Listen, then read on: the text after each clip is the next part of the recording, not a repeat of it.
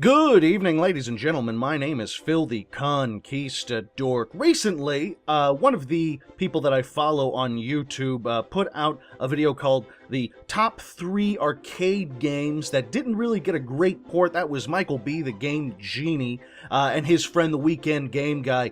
It's kind of a tradition with these old school top 3 videos to do responses and that kind of thing.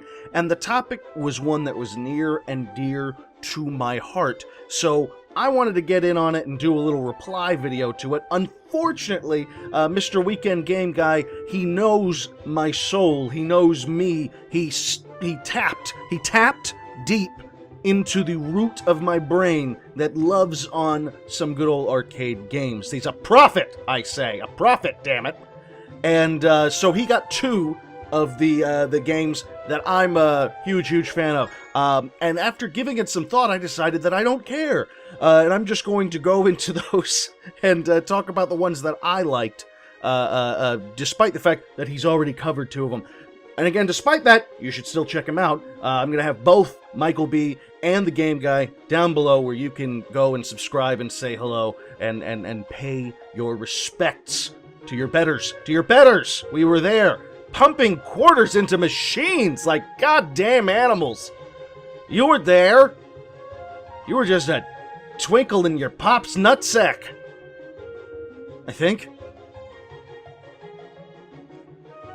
So, the first game is Alien vs. Predator. I'm a huge fan of both of these franchises, Alien and Predator, 2 of my favorite franchises, and when you put them together, it's oh so good. It's like a Reese's peanut butter cup with broken glass inside of it, but the broken glass tastes like beauty. It's a wonderful thing. You don't even mind that your gums are being torn to shreds because it's just so beautiful. It's like watching the space baby that you evolve into at the end of 2001. My God, this game was wonderful. The graphics were incredible. The action was smooth. You had 4 different people to choose from.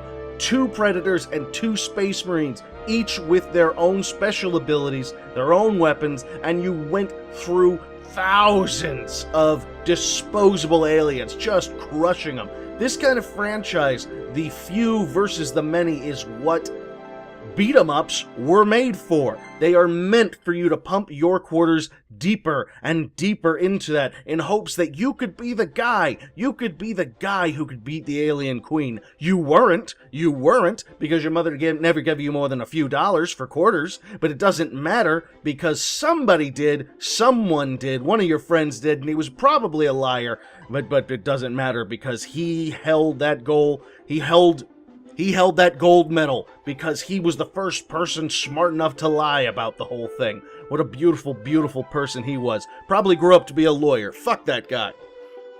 Okay, it got real cold again after being warm, so I'm hot toddying it up.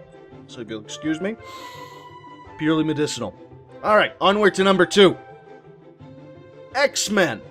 Holy crap.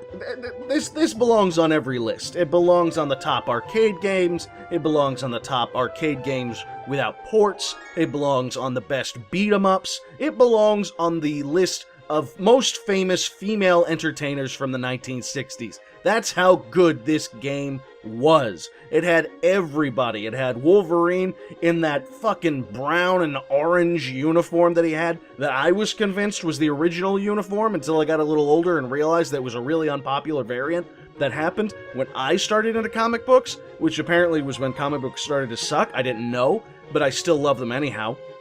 It had Colossus, it had Dazzler, for God's sake.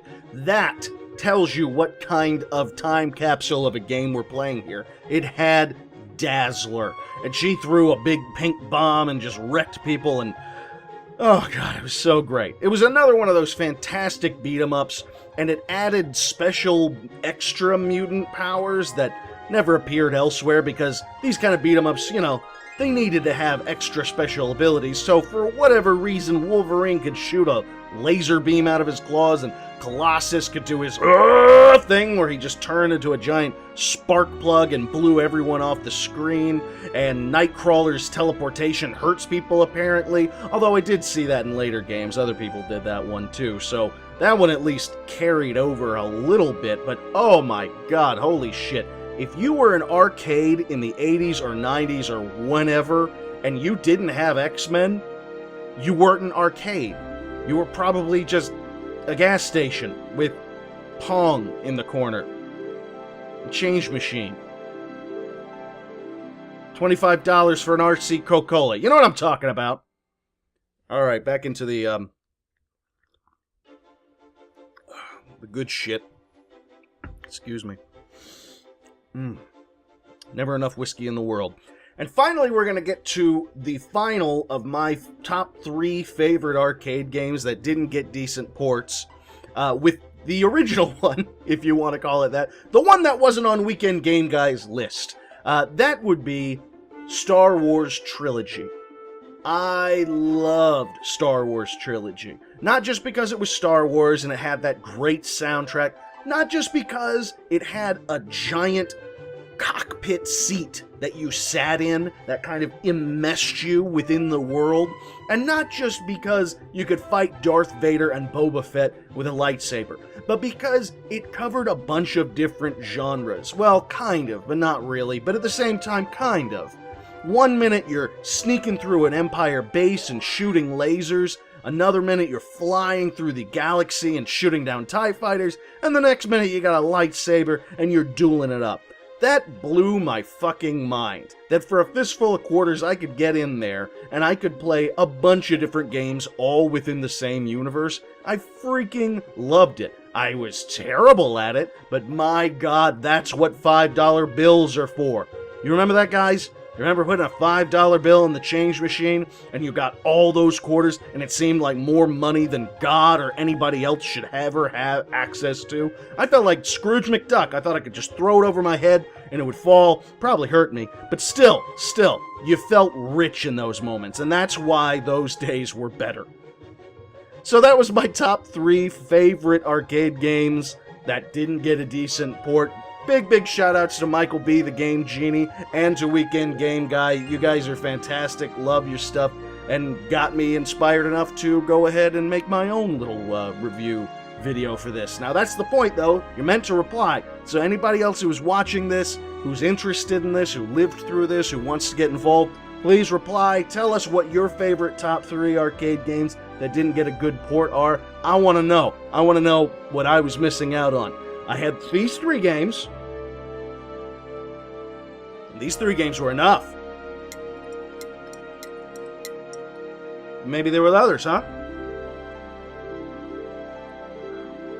So good. If Daddy don't sink a little drinky, Daddy gets sad and blue. Sneak a little drinky, sneakity-doo. Sneak a little drinky past you. Sneak a little drinky, sneakity-doo. Sneak a little drinky past you.